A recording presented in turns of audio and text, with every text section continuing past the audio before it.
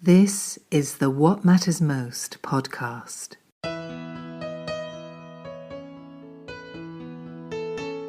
100% listener-supported program. And now, here is your host, Paul Samuel Dolman. Welcome back to What Matters Most. Wow, around the world, and literally. We get emails from everywhere. It's just so exciting. It's this one big family, and today's guest is in Australia. It's a global show. I'm just excited about that. They sent me his book, which I loved. It was real easy and accessible. Spiritual Awakening Made Simple. Talk about a timely piece for a timely time. It's an honor to finally welcome to the family officially and to the show, Mr. Andrew Seaton. Thanks for coming on. Thanks, Paul. It's lovely to be here having a chat with you. And we were talking right before we came on, the miracle that you're in Australia. I'm in Martha's Vineyard, and we're chatting it up like we were just across the back hedge. Yeah, that's right. It is incredible. Andrew, before we dive into the book and some of those things, I was just curious, what has your experience been down under with COVID, and how's the country coping with it? Well, it's highly variable depending on the location. Where I am in a regional city in Queensland, I've been virtually unaffected by the whole situation. But most of your listeners will be aware that in Victoria they're struggling with a second wave resurgence of the pandemic, and it's causing a lot of concern. There's more extended shutdowns, and many more deaths and so forth.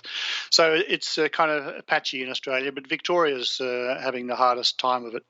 From a spiritual perspective, as a spiritual teacher, what's your take on COVID and its gift and its challenges to the human race?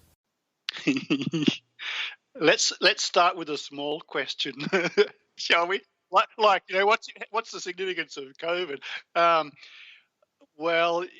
There's so much, I suppose, that could be said about that, and you talk about from my perspective as a spiritual teacher, and I would really only be giving you a kind of a personal response to that question, not something that could be regarded as the kind of definitive spiritual truth on that question, because my perspective on spiritual awakening is a little different from that.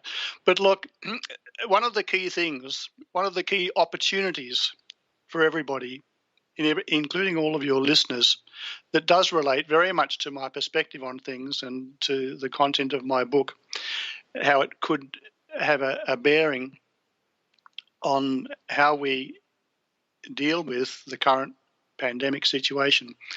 And that is this core theme in the book, which was a radical discovery for me after many years of looking into how the mind works and how to find peace in my life and what's the source of our creativity, intelligence, all of that sort of stuff. But I eventually came to see this thing. It's not what we experience that troubles us. And some of your listeners will think, well, hang on a second, that's ridiculous. And of course, for most of my life, it didn't seem to be the case at all. And I had many times of, experiences of highs in my life, but I had lots of lows and turbulent emotions and frustrations and all the rest of it. And of course, I assumed that the times when I was feeling not very happy with myself and with life was because of what I was experiencing. But here's the very interesting thing that I discovered, that it's not what we experience that ever troubles us or triggers our troubling emotions. What troubles us is when we have a thought that pops up in the mind that what we're experiencing is bad, or that it's wrong, or that it shouldn't be that way, or that it's insufficient.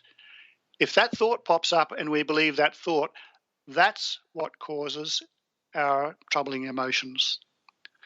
What an amazing thing this was for me personally to have this realization. And when I got clear about it and began to apply it frequently, not just in the big things that would happen from time to time in my life, but even in little things that happened throughout the day. And this was especially in 2017, I was doing this.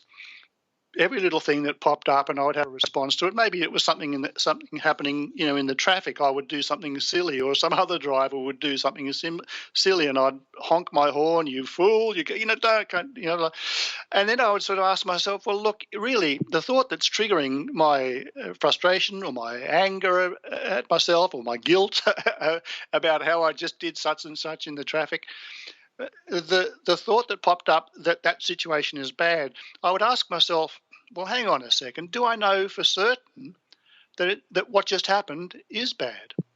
Do I know that it's bad for my life? And then I would have to acknowledge that, well, actually, there's no way that I can know all the flow and effects. I can't know for certain that what just happened or what I just did is bad.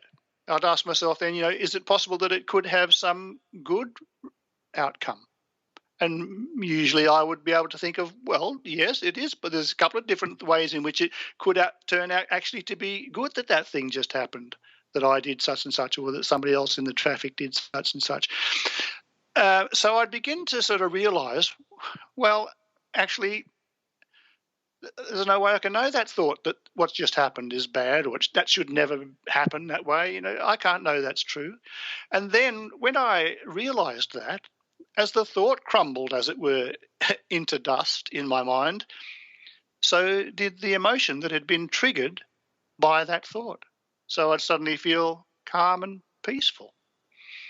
And this was what led to a huge change in the way that I live my life and the way that I experience my life. As I began to question my thoughts that something was bad, realised that there's no way I could know for certain that it was bad or that it shouldn't be that way, any negative emotions that had been triggered by my thoughts would dissolve, and I'd be left with what I began to understand and to realise and experience was actually my true self was what remained, just awake presence, kind of peace-filled and contentment-filled, still doing what I needed to do, responding to life, engaging in a conversation or whatever.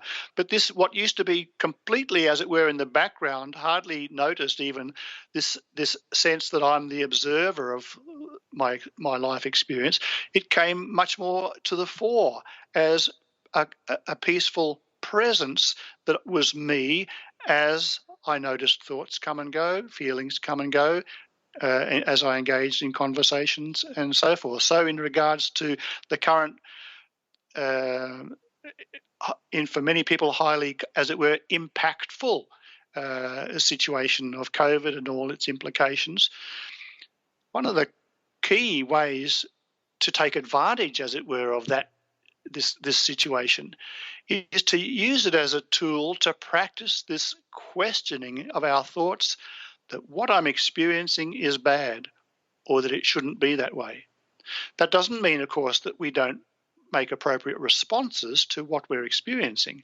But all of this can happen now with a complete sense of calm, a real sense of just being present and being who I really am, this contentedness feeling, and responding to what I'm experiencing, but in a peaceful way, because I'm noticing that when I question the thought that what's going on is bad, or it's bad that I have to do this, or it's bad that I can no longer do that, it's bad that my income has been reduced or wiped out, it's bad that I've lost my job. Any of these things, we can question those thoughts and realise we don't know for certain that all the flow-on effects are going to be bad. It's just as possible that sooner or later something good will flow out of that.